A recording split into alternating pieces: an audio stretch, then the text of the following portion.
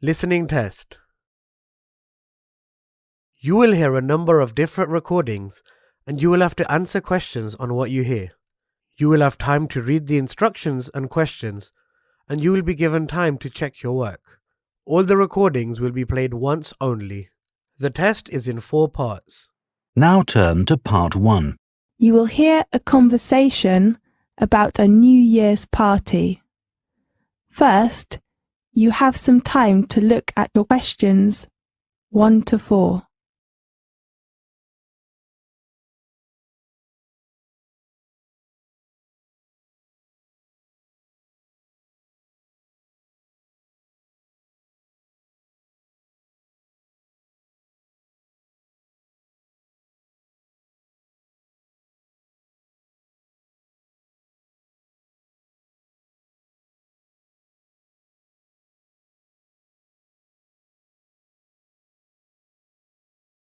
You will see there is an example that has been done for you. On this occasion, only the conversation relating to this will be played first. Hi Sam, let's try and get it sorted out today, okay? Yeah, sure. It's time we started working out the details. Exactly. What should we begin with? Date. Okay. When is the best time to hold the New Year's party? How about 30th of December? I'm afraid that's a bit late. Yeah, the day before? Fine. 29th of December? The date of holding the New Year's party is the 29th of December, so the 29th of December has been chosen. Now we shall begin. You should answer the questions as you listen because you will not hear the recording a second time. Listen carefully and answer questions 1 to 4. Hi Sam, let's try and get it sorted out today, okay? Yeah, sure. It's time we started working out details. Exactly. What should we begin with? Date. Okay. When is the best time to hold the New Year's party? How about the 30th of December? I'm afraid that's a bit late. Yeah, the day before? Fine, 29th of December. And what about a venue? In a restaurant? Which restaurant were we in last year?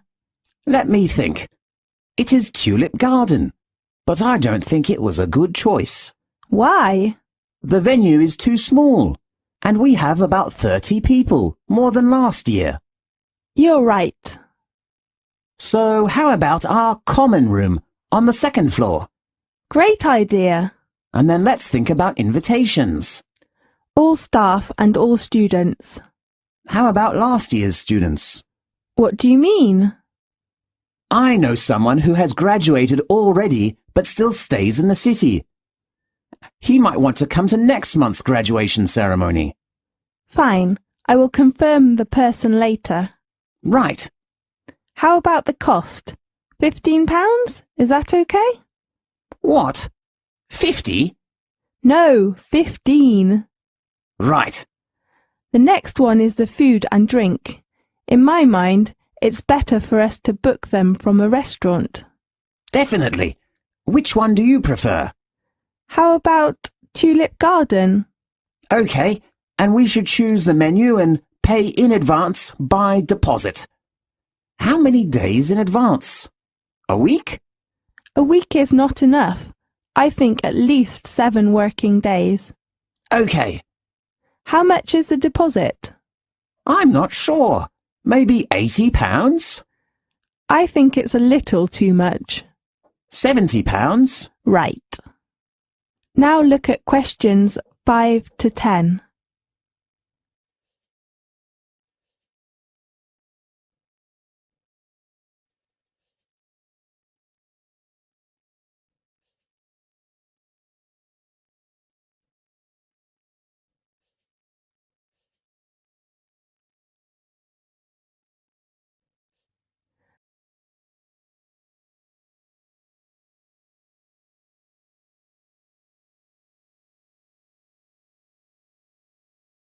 Now listen to the tape and answer the questions 5 to 10. Well, let's talk about the menu. Yes. Appetizer first. What was it last year? I remember there was fruit juice and onion soup. Do you want to change?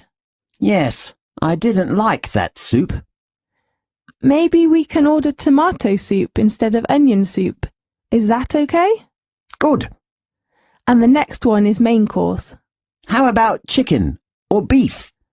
I prefer a roast dinner. Good idea. And the third one is vegetables.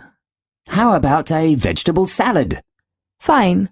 What vegetables do you prefer? Carrot and tomato. Yeah. And potato and corn? Yes, I like corn. It is good for the eyes. Really? Yes. And pea and onion? Okay, and how about lettuce and cucumber? Yes. Ladies usually like that. That's perfect. Then for dessert, how about traditional chocolate cake? Why not? And ice cream? I think mango pudding is better. Okay, mango pudding and chocolate cake. The last one is drinks. I think almost everyone likes coffee. Yes. And Sprite and cola? Fine. Do you think if we should prepare for some souvenirs? We can take some photos, print them, and give them to all the people at the end of the party as a memory. Good idea. This is the end of section 1. You now have half a minute to check your answers.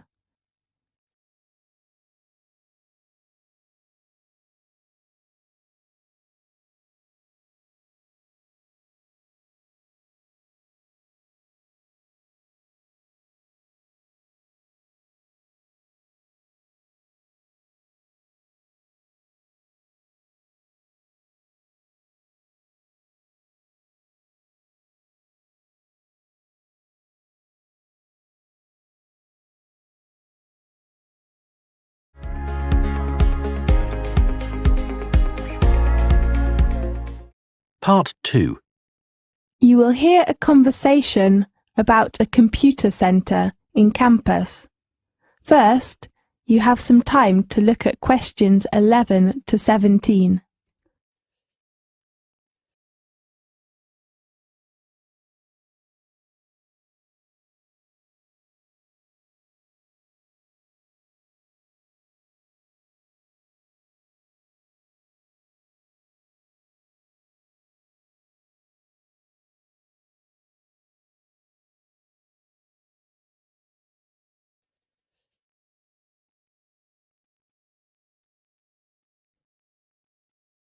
Now listen carefully and answer questions 11 to 17. Hi, Mary. How are things going? Fine. And you? Actually, I'm worried about the computer centre. What's the matter? Because I didn't attend the computer centre meeting yesterday. I can tell you the information about it. Really? You're so nice. Well, what do you want to know? When is the registration time of the computer centre?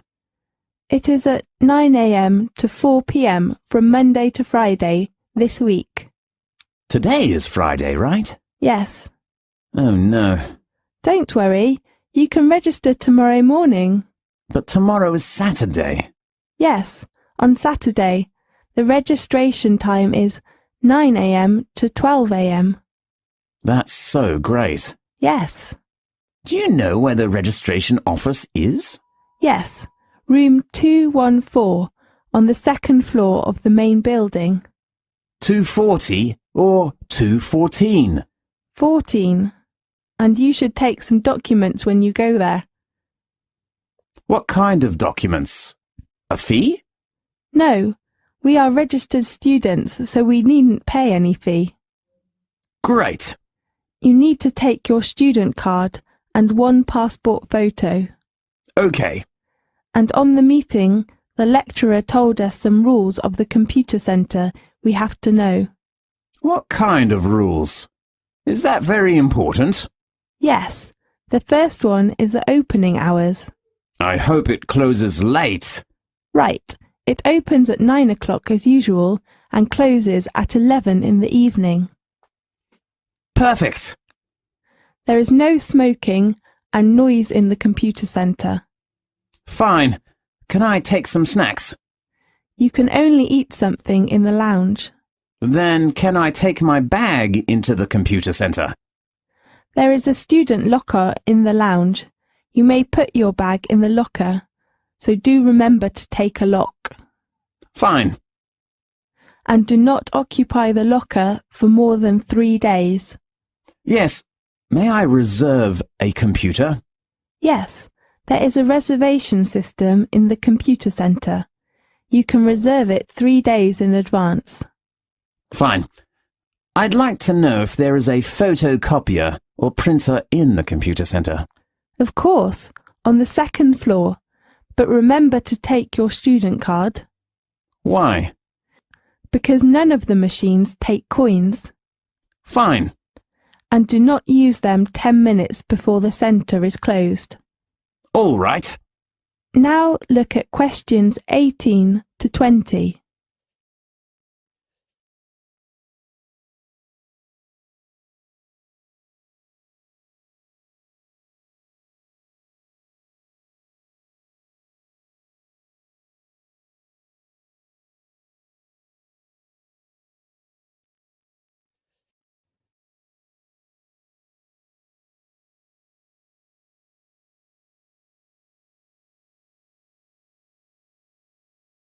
Now listen to the tape and answer the questions 18 to 20.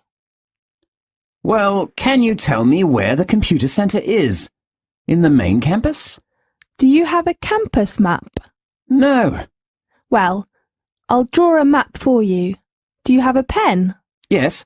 Well, this is the entrance, and the first building you can see is the teaching building. Yes. On your left is a small bookstore of our university. Great. I just want to buy some books and CDs. Then go east and you can see a small gym opposite to the bookstore. A gym? Does it have a tennis court? Sorry, I don't know. Fine. On the other side is the student union, and there is a lab on the east side of it. If I want to join some societies, I can go to the students' union, right? Right. Oh, does the campus have a parking lot? Yes, it is near to the lab and not far from the teaching building. Great. And how about the parking fee? Sorry, I'm not sure. Maybe £5 per hour? Okay. And where is the computer centre? It is opposite the student union, between the library on the left corner and the canteen on your right. Okay. Thank you very much. Good luck! This is the end of section 2. You now have half a minute to check your answers.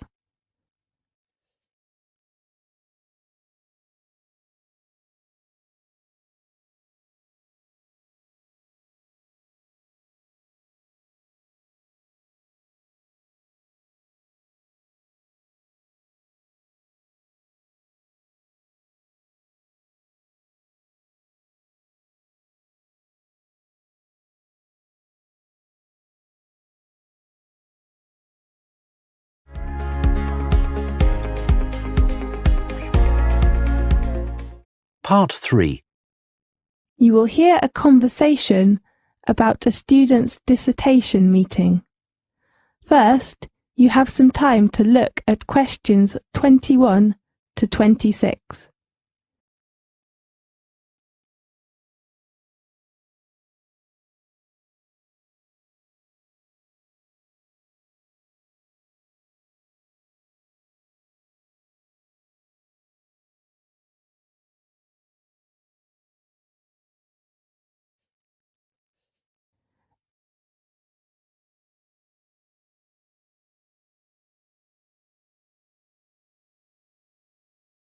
Now listen carefully and answer questions 21 to 26. Good morning, everyone. Today, I'd like to give you an opportunity to ask questions about requirements and timetables of writing your final dissertation. So anything you'd like to ask first? Professor, what about the word limit? Well, you know generally, the words of final dissertations of the master's degree are limited between 18 to 20,000. Oh, does that include words of references? Yes, of course. And contents? No, the word does not include the acknowledgement and contents. What is the acknowledgement? It is a few words of thanks that you write at the beginning of the dissertation to the people who have helped you. How about its words? No more than 100 words. Right. Professor, when is the hand-in date? The deadline is on the 30th of July. Is it a fixed hand-in date? I mean, if I cannot hand in my work before the 30th of July, how... Sky, I'm afraid that you have to hand in your work on time, unless you have some sort of accident or illness. Okay. How do I hand in my work? You could give your work to your tutor at the tutorial, or send him an email to the department. Professor, when can I know who my tutor is? You can check the list of tutor arrangements. Online?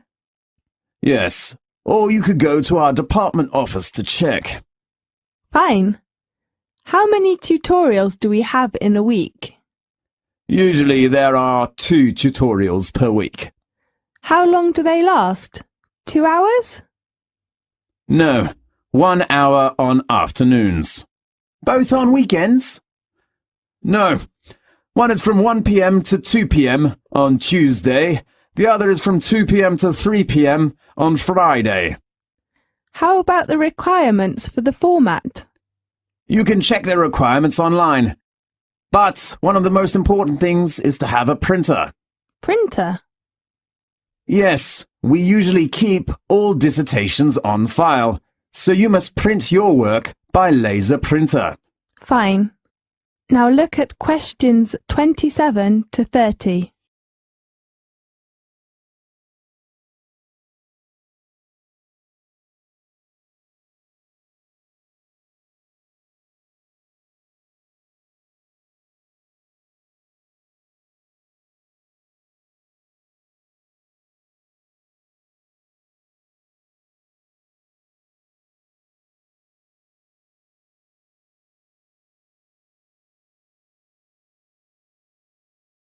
Now listen to the tape and answer the questions 27 to 30. Let's talk about the dissertation timetable. Okay. On the first week of May, you should begin to prepare for writing. The first point is to choose the topic. Can we choose the topic by ourselves? Of course. Your tutor will give you some suggestions, and you can narrow a topic by yourself. Great. And then you can work on your basic references. Right. You can ask your tutor to give you a reference list and then borrow reference books from our library. And the next point is to prepare for the draft plan? Definitely. You should write a draft first and then discuss it with your tutor at the tutorial. If the draft is okay, what should we do next? You will begin to do research to collect data to support your work. Okay. Can we choose the research methods by ourselves? It is better if you take your tutor's advice. Okay. When your data is enough for your work, you will begin to write up your dissertation. How many parts does a dissertation contain? Usually your work must have an introduction, a main body, and a conclusion. You should talk about it with your tutor. And then can we hand our dissertation in? No, you should do proofreading before handing in your work. Okay. Anything else? No. Right. This is the end of section 3. You now have half a minute to check your answers.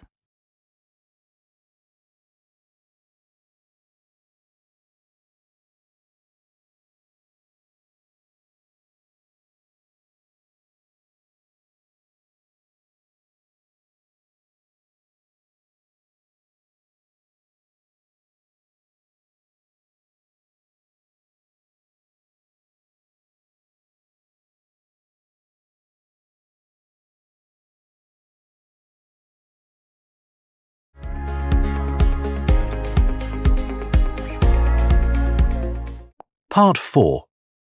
You will hear a lecture about Australia. First, you have some time to look at questions 31 to 40.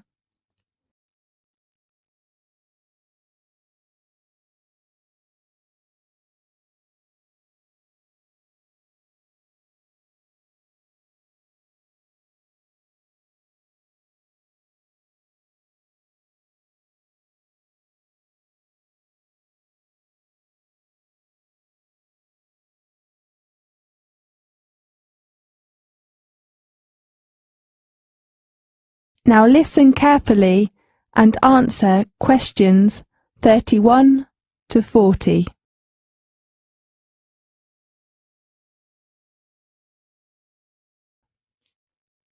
Australia is the world's smallest continent and largest island. It is one of the oldest land masses and flattest of all the continents. After Antarctica, Australia is the second driest continent. Most areas of Australia are semi-desert or arid.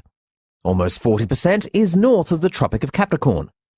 On its western coast is the Indian Ocean, and on its east, the Coral and Tasman Seas of the South Pacific Ocean. Australia is the only nation which occupies an entire continent. It is about 25 times larger than Britain and almost double the combined areas of Pakistan and India. There are three main structural characters. The first one is the Great Western Plateau. It covers most of Western Australia, much of the Northern Territory and South Australia, and part of Western Queensland. Its average elevation is about 300 metres. East of the plateau, extending from the Gulf of Carpentaria in the north to eastern South Australia and the western Victorian coast, is the great lowland belt known as the Central Eastern Lowlands.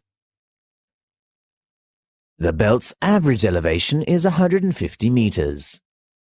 And at Lake Eyre in South Australia, it drops to about 12 metres below sea level. The last one is the Eastern Highlands, better known as the Great Dividing Range, following the eastern coast south from far northern Queensland to southern Tasmania. Nearly over 400 kilometres from the coast and sometimes forming part of it. Their average altitude is less than 910 metres, although peaks exceed 1,800 metres in the rugged southeastern area called the Australian Alps. Nearly a third of Australia is north of the Tropic of Capricorn, and the rest is the temperate zone. Low rainfall and clear sky is a feature of the climate on most of the continent. In Australia, summer is from December to February, autumn, March to May, winter, June to August, and spring, September to November. For most of the country, January usually is the hottest month in summer. The flag of Australia is the only one to fly over the whole continent. The small Union Jack represents the historical link with Britain. The large star has 6 points for each of the states and 1 star for the territories, and the small stars form the Southern Cross, a prominent feature of the Southern Hemisphere night sky.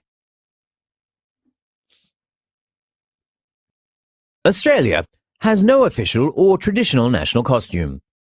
Green and gold have been used traditionally by Australian Olympic and other sporting teams for most of the 20th century, and have become the national colours formally in 1984. The official language is English, by usage, not law. It has its own colloquialisms and slang, but does not differ importantly from other forms of English except in accent. Spelling generally follows the British form. Australia is one of the most urbanized countries in the world, with about 70% of the population living in the 10 largest cities, and only 15% of Australians live in rural areas. Australians have a high standard of living by world standards. Australia is a multicultural society, with about a quarter of the population foreign-born. The first European settlement of the continent, by the British, began in 1788, on the site now occupied by Sydney. Settlement schemes during the next 150 years helped increase Australia's population to about 7.4 million by the end of World War II. Over 5 million migrants have settled in Australia since, helping to more than double its post-war population. Nowadays, most Australians work for wage or salary. They usually work about 35 to 40 hours per week.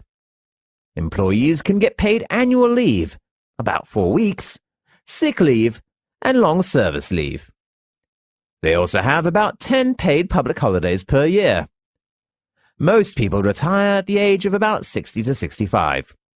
The average Australian female has a life expectancy of about 79, and the male about 73. Most Australians marry in their late 20s. On average, couples have 2 to 3 children. Many aspects of the arts in Australia have their roots in Europe, but its Asian neighbours have made a main impact on its own history and culture. Distinctively, Australian trends are developing, and the vigour and the originality of the arts in Australia often surprise visitors. In the late 1970s and early 1980s, the great problem facing the arts was the same as in other nations: increased costs and a decrease in government financing. But increasing public interest provided the momentum to carry them through difficult times. The Australian government has developed tax deduction policies to encourage greater financial support of the arts. A tax deduction is available for donations of property to public libraries, museums, and art galleries. The Australia Council is a funding agency of the government. The agency spends over $50 million per year. More is spent by state governments. The Australia Council Board supports specific art forms, and Central Council programs support research, education, and multicultural arts. That is the end of part 4. You now have half a minute to check your answers.